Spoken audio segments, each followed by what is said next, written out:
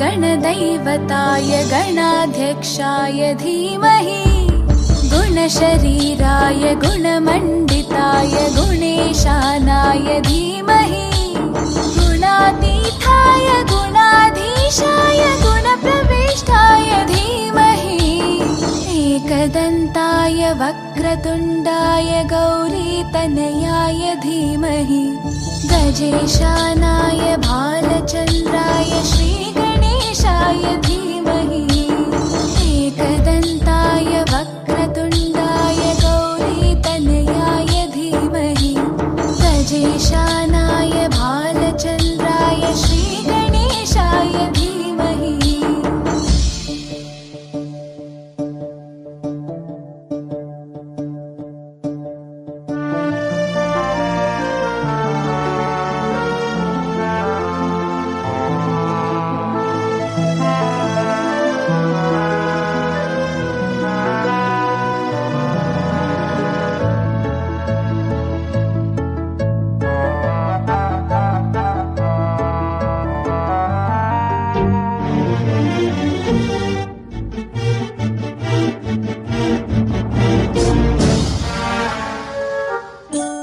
गानचतुराय गानप्राणाय गानान्तरात्मने गानोत्सुकाय गानमत्ताय गानोत्सुकमनसे गुरुपूजिताय गुरुदैवताय गुरुपुरस्थायिने गुरुविक्रमाय गुह्यप्रवराय गुरवे गुणगुरवे गुरुदैत्यकलक्षेत्रे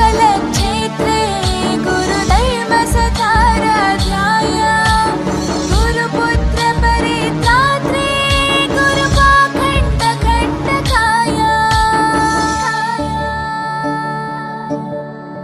गीतसाराय गीततत्त्वाय गीतगोत्राय धीमहि गूढगुल्फाय गन्धमत्ताय गोजयप्रदाय धीमहि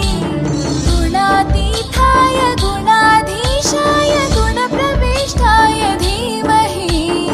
एकदन्ताय वक्रतुण्डाय गौरीतनयाय धीमहि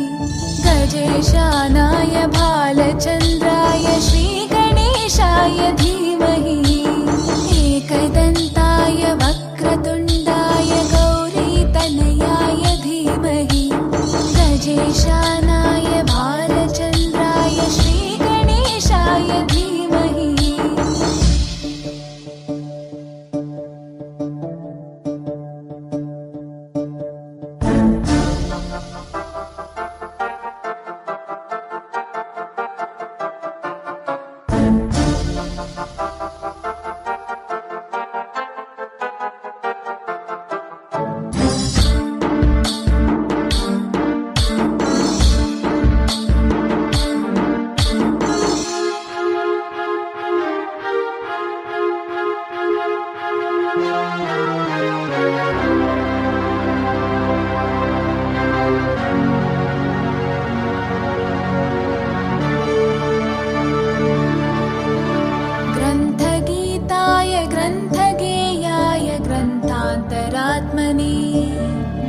गीतलीनाय गीताश्रयाय गीतवाद्यपटवे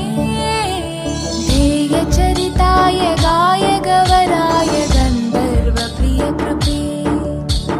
गायकाधीनविग्रहाय गङ्गाजलप्रणयवते गौरीस्थनन्दनाय गौरीहृदयनन्दनाय गौरभानुसुताय गौरीगणेश्वराय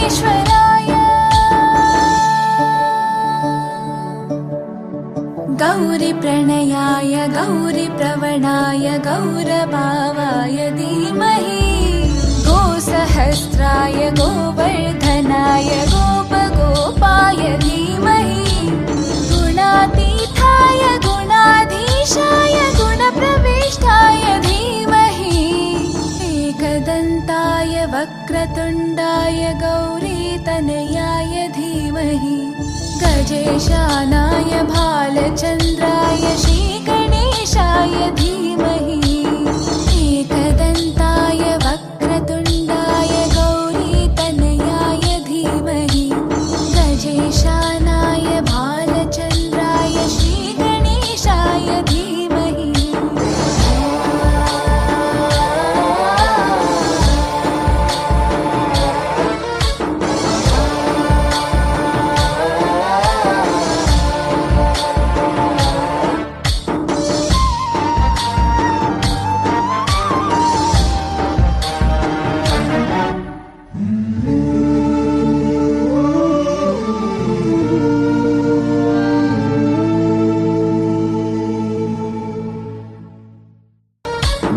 गणनायकाय गणदैवताय गणाध्यक्षाय धीमहि